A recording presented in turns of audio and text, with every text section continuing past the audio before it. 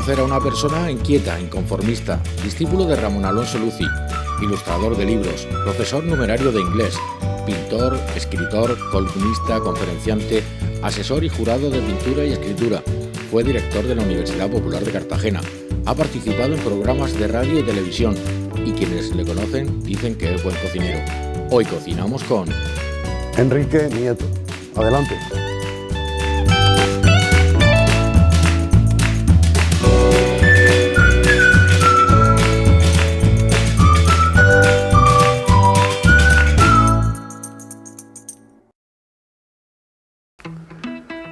Enrique, 40 años de profesión dan para mucho. Dan para muchísimo, para muchísimo. 40 años, lo que pasa es que dependiendo de la profesión estoy 40 años o estoy 60, o porque en la pintura empecé a los 14 años, o sea que llevo 50 y muchos. En la escritura hace 40 exactos. Y en la enseñanza, pues he estado 40 y tantos también. Y además en diversos centros, como el Colegio Hispania de Cartagena, el Instituto de Escombreras. Sí, en la enseñanza empecé en el Colegio Hispania a la mitad del curso 67-68. Y estuve allí, pues 7 años. Ya de allí pasé a Escombreras. Y desde entonces me hice en la enseñanza pública, estuve todo el tiempo en la enseñanza pública. En el 81 hice oposiciones y conseguí mi plaza en Cartagena, donde he estado hasta que llegué a Murcia, que pasé al Instituto Miguel de Cervantes. Y los 2 últimos años de profesión estuve en la Escuela de Arte. Así es que ha sido una experiencia larga. Para mí la enseñanza ha sido muy importante. Podría haber gente que pensara que porque tengo otras actividades, la enseñanza era una actividad secundaria, pero no lo era en absoluto. Yo he disfrutado la enseñanza, me ha gustado muchísimo trabajar con gente joven, me he llevado siempre muy bien con mis alumnos, con los que algunos mantengo todavía relación, me vienen por mi estudio a contarme su tercer divorcio, o hablarme de que sus hijos se han hecho mayores, que eso hay que pasarlo, ¿eh? Cuando te llega un alumno que tiene 50 y tantos años, eso es una cosa bastante fuerte. Pero siempre me ha gustado la enseñanza, no recuerdo ningún día de haber ido al instituto de mal humor. Siempre he ido con la ilusión de trabajar y de hacerlo lo mejor posible. Siempre he procurado como profesor mantener, para mí lo más importante ha sido mantener una buena relación con esos chicos y chicas. Y aunque en algún momento habré hecho algo que esté mal y les haya molestado, desde luego lo he hecho sin querer y siempre he procurado estar muy cerca de ellos. Si podía echar una mano, siempre la he echado. ¿Era Enrique Nieto buen estudiante? Sí, fui un estudiante bueno, un estudiante que siempre tuvo en unas circunstancias muy especiales y muy distintas a las de ahora. Yo nací en una familia muy sencilla, con lo cual, para poder desarrollar mis estudios y mi vida, tuve que buscármelas mucho por mí mismo. Y entonces, pues materialmente no recuerdo nunca que no haya estado trabajando y estudiando a la vez. Nunca en mi vida pensé dedicarme solamente a las actividades artísticas, a pintar o a escribir, porque para mí la bohemia, yo viví la bohemia de pequeño, cuando había necesidades en mi casa importantes. Y entonces eso era la bohemia, que faltara esto o faltara lo otro. Y entonces mi ilusión era, cuando yo creara una familia, que no faltara lo necesario. Por eso siempre quise tener un trabajo como la enseñanza, que tuviese unos ingresos que cuando un hijo mío necesitara unos zapatos no tuviera que esperar a vender un cuadro para poder comprárselos. Prefería muchísimo tener un trabajo importante, fijo, bien hecho y que además a mí me gustaba. Y llega el momento de empezar a escribir en prensa. Sí, lo de la escritura yo les aseguro que es una sorpresa para mí. La escritura, he sido siempre un lector muy fuerte. He leído, desde que era jovencísimo, miles y miles de libros, y sigo.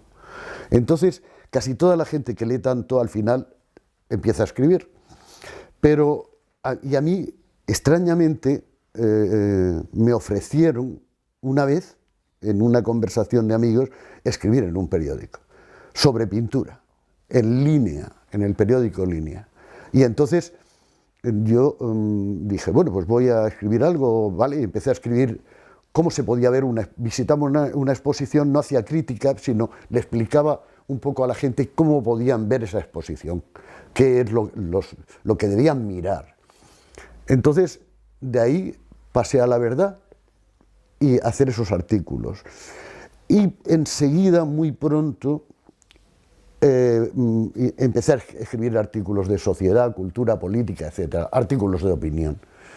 Entonces, estuve en La Verdad 7 años, luego fui a La Opinión. Cuando La Opinión nació, estuve 2 años allí, me llamaron y estuve 2 años. Entonces, de La Verdad me volvieron a ofrecer volver, y volví y estuve otros 2 años.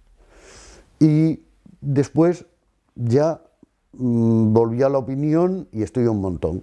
Y sobre la marcha empezaron a decirme que se escribía en esta revista o en esta otra. Entonces la escritura se convirtió en algo importante sin darme yo cuenta, sin que yo tuviera nunca conciencia ni deseos de que escribir iba a ser algo habitual en mi vida. Y al final se ha convertido, pues eso, en una cosa absolutamente que va conmigo. Y parte de ese baje está en un libro que lleva por título Con 2 sentidos, en el que se recogen pues un montón de esos artículos que he escrito en prensa. Enrique, ¿por qué Con 2 sentidos? Pues esa frase tiene para mí un recuerdo estupendo, porque es la de un director de un periódico que un día me dijo que a mí me leían porque yo escribía con 2 sentidos, sentido común y sentido del humor. Ese director, que se llamaba Abelino Rubio, que fue director de La Opinión y que falleció prematuramente, me dijo esa frase: tú escribes con 2 sentidos, sentido común y sentido del humor. Y yo he mantenido eso, me impresionó, y lo he mantenido siempre.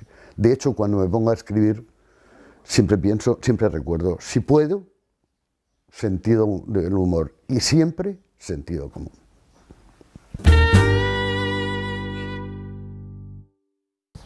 Enrique, qué bien se está aquí, ¿eh? En la huerta de Murcia, rodeado de naturaleza y con un libro que muchos deberíamos conocer, porque es una auténtica obra de arte. Bueno, sí, este libro, el sitio es mi casa, y es una casa que siempre ha estado llena de gente. 4 hijos, sus amigos, sus novias, los padres de Victoria, de mi mujer, que vivieron con nosotros también unos años. Ahora está más vacía, pero de vez en cuando vuelve a llenarse.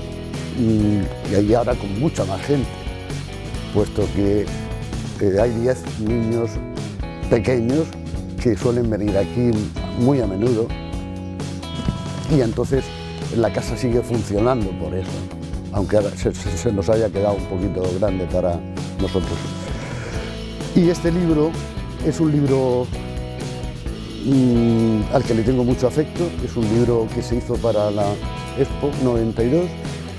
En la Expo hubo exposiciones donde hubieron cuadros míos, pero también estuvo este libro que hicimos entre 20 personas. Y el libro, la idea fue muy interesante. Se trataba de que nos daban a cada uno un trozo de la región de Murcia y debíamos de escribir sobre él, pero no con palabras nuestras, sino analizando un hecho literario, algo que tuviera relación literaria con ese trozo. A mí me dieron Cartagena, y entonces hice un trabajo sobre Mr. Wither en el Cantón, el libro de Sender, que está ambientado en la época de la sublevación cantonal, o sea, en la pre-sublevación cantonal. Es un libro que yo siempre he adorado y me gustó muchísimo que me dieran precisamente eso. Y entonces hice un análisis del libro y sobre el paisaje que describe, el paisaje urbano que describe, comparándolo con el real. Y luego es una novela que expresa muy bien esa convivencia que ha tenido Cartagena durante muchísimos años entre los consignatarios de buques, había algún cónsul, ese encuentro de los extranjeros de aquella época con el carácter de la ciudad, de España y concretamente de Cartagena. Como los veranos los pasa a orillas del Mar Menor, en los Urrutias, el jardín es atípico, sin piscina.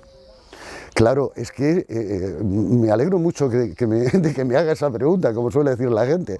¿Por qué no tengo una piscina aquí? Pues se lo voy a decir. Pues yo le dije a mis hijos, cuando tuvimos esta casa, que hacía una piscina si la casa de la playa la vendía, porque no iba a estar manteniendo una piscina 10 meses para luego irnos los 2 meses de verano a la playa. Y entonces le dije que eligieran. Y entonces ellos me dijeron que hiciera lo que quisiera, pero que los Urrutias tenía que seguir allí, porque a ellos y a mí esa parte del Mar Menor, esa casa que tenemos allí, es muy importante en nuestra vida. De hecho, ahora mismo no solamente voy en verano, sino que vamos muchos fines de semana, pasamos allí ratos estupendos y yo adoro ese sitio, y mis hijos también.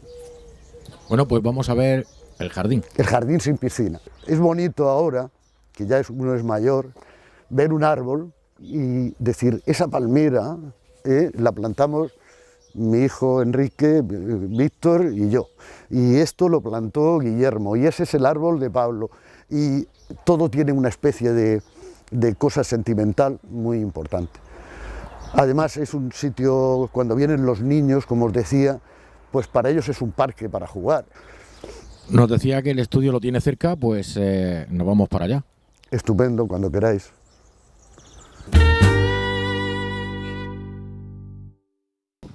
Enrique, llegamos a la sala de operaciones. Sí, aquí se gesta todo.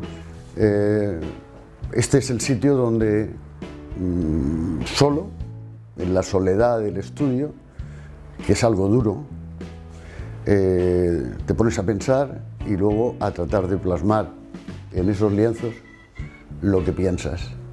Y son muchísimos años de soledad, pero de una soledad disfrutada, una soledad que disfruto cada día. Y este rinconcito que vemos ahí... Esto es el Mar Menor. El Mar Menor ha sido para mí mi fuente de inspiración total desde que hace muchísimos años he pintado cientos y cientos de cuadros del Mar Menor.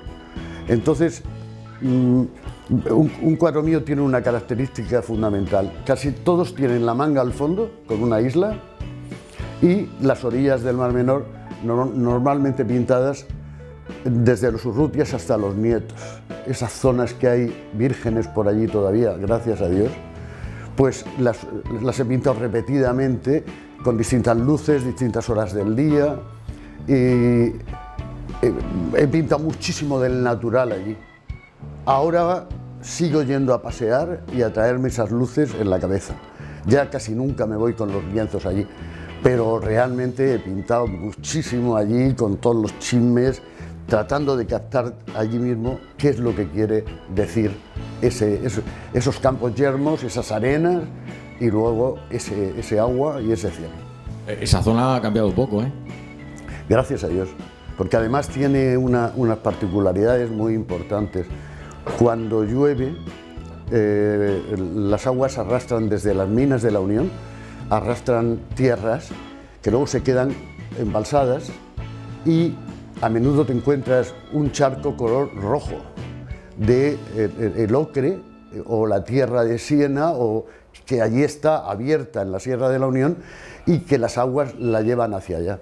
Entonces los efectos son sensacionales. En la última exposición que hice en Madrid, que la hice toda del Mar Menor, la gente se asombraba de pronto de aquellas manchas de color tan fuertes, Y yo les decía, son del natural, están pintadas allí, y les explicaba esto, qué es lo que provoca esos colores. Aquí vemos una foto con uno de sus dos maestros, fueron Enrique Gabriel Navarro y aquí le vemos con Ramón Alonso Luci. Sí, yo fui, Ramón Alonso Luci y Enrique Gabriel Navarro eran discípulos del maestro Vicente Ros. Entonces se separaron de él y pusieron su estudio en la calle Baños del Carmen de Cartagena. Y el primer discípulo que les llegó fui yo. El primero que era de ellos, que no venía de don Vicente Ros. Y tuvimos una relación primero de maestro a discípulo, después de amigos entrañables, y toda la vida la hemos vivido juntos. Enrique murió prematuramente, murió muy pronto, y con Ramón, pues toda la vida. Eran padrinos de mis hijos, hemos vivido muchísimas cosas juntos, hemos viajado por todas partes. Ramón es una persona absolutamente inolvidable para mí, es mi amigo del alma. De las exposiciones, innumerables exposiciones que ha hecho a lo largo de su dilatada vida artística, ¿con cuál se queda? Es difícil contestar esa pregunta, pero me voy a quedar con dos.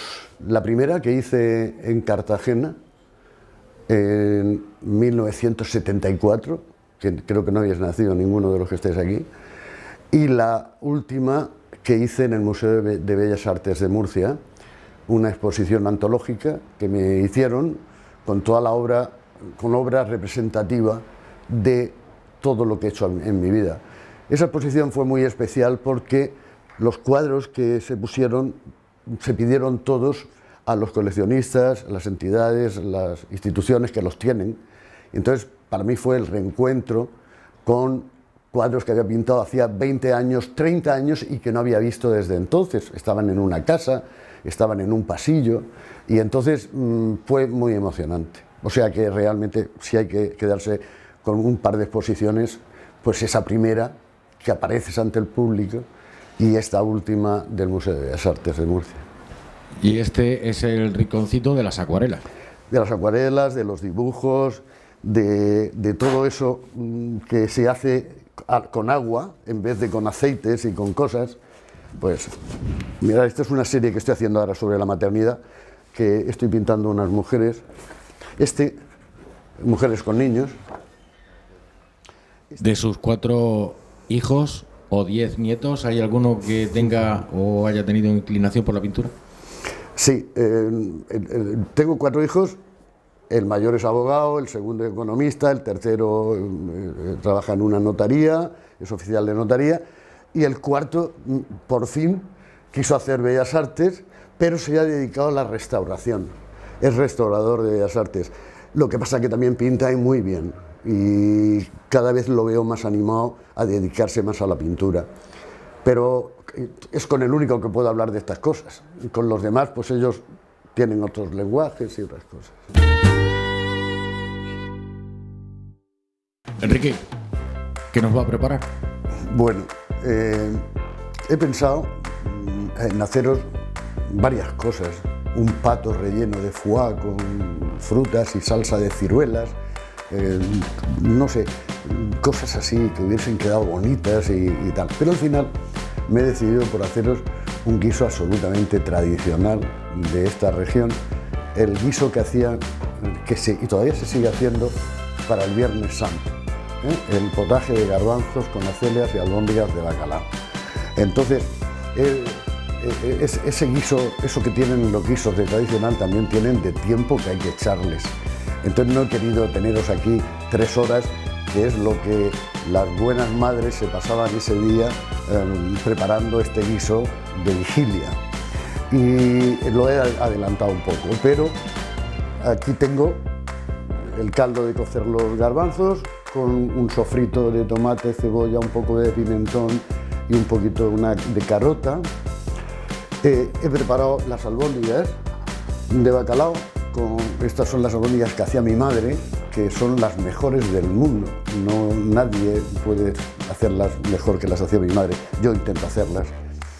Pues están hechas con bacalao desmigado, miga de pan con leche, huevo y luego pues ajo, perejil, piñones, alguna otra cosa, y las he preparado y las he frito para que ahora mismo no tengáis que esperar a que haga todo eso. Después, pues las acelgas, las patatas, los garbanzos y el secreto fundamental de este guiso, que es la picada. La picada que voy a hacer ahora mismo delante de vosotros. Así es que para empezar voy a ya pasar a la cazuela las albóndigas,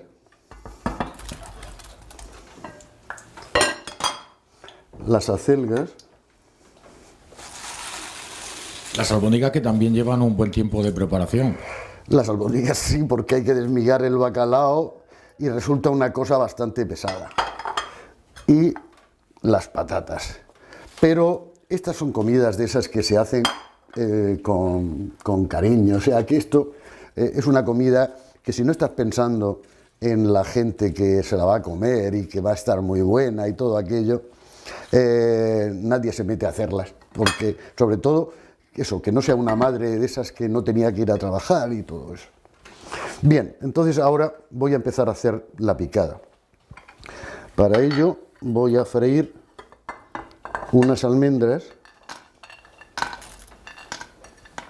y unos piñones. Estoy poniéndole el ajo y el perejil y un poquito de azafrán. Ya tenemos frito de hebra. Las almendras, los piñones y el pan. Los piñones y el pan. Y ahora voy a hacer esto, echarle el azafrán de pelo, que lo he tostado un poquito antes. Y voy a picarlo. Esto de la picada es absolutamente fundamental, porque es lo que le va a dar la textura al caldo.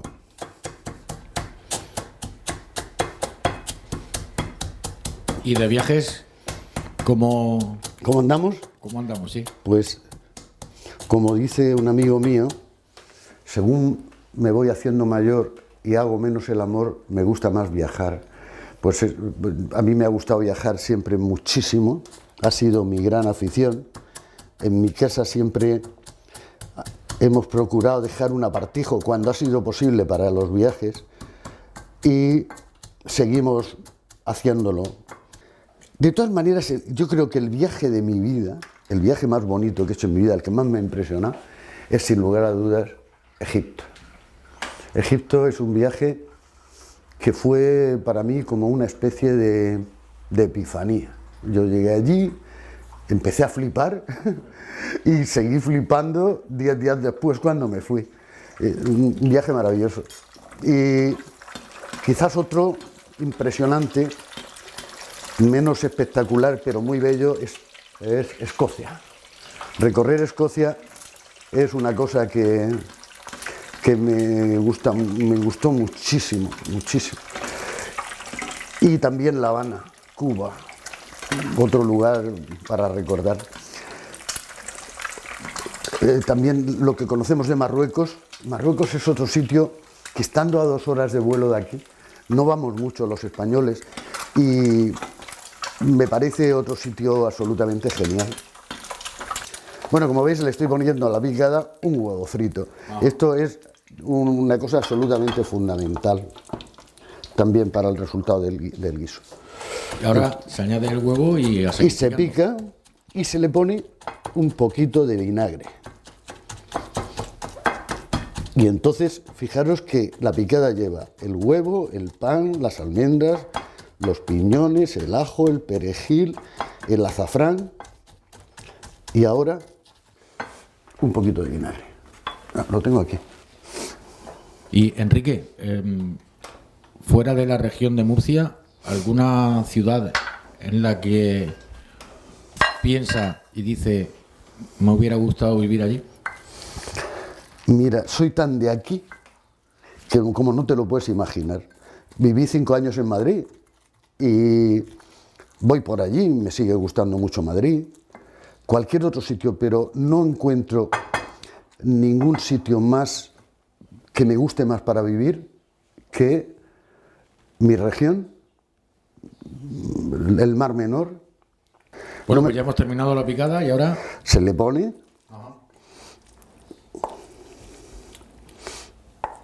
y hirviendo tal y como están las cosas hechas, espero que en unos 15 minutos esté terminado.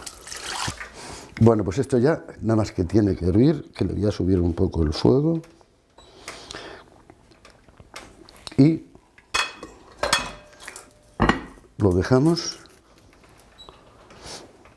Ahora hay que dejarlo hasta que hierva. Hasta que hierva y unos 15 minutos. Entonces, cuando haya empezado a hervir, cuando ya esté hirviendo un poco, le echaré los garbanzos que ya están prehechos y está terminado.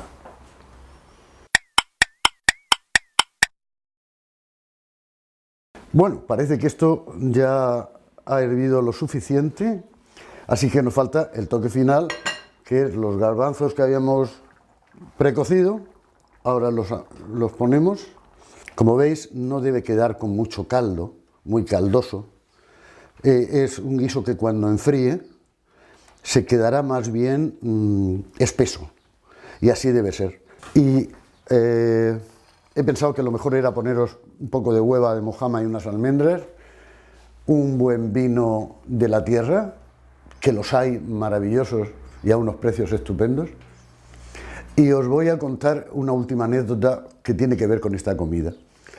Hace unos meses tuve que invitar a comer a gente de esa que está muy comida, que sabes que han ido a los mejores restaurantes de todas partes y que comen muy bien, y me planteé qué demonios les doy de comer a esta gente que sé que voy a quedar, y entonces decidí hacer esta comida. Y les puse un aperitivo como este, de hueva, mojama, cosas de aquí, y saqué una sopera llena de esta comida. Os he hecho un potaje de garbanzos con albóndigas de bacalao. Se quedaron un poco así porque quizás eso de que saben que yo cocino, pues que me iba a meter a hacer alguna cosa muy especial. El final de este asunto fue: ¿queda una albóndiga todavía? ¿Me puedes echar una cucharadica más? Con lo cual creo que al final todo el mundo sabe apreciar lo que es un plato de comida tradicional, sencillo, sin grandes historias, pero que esté bien hecho.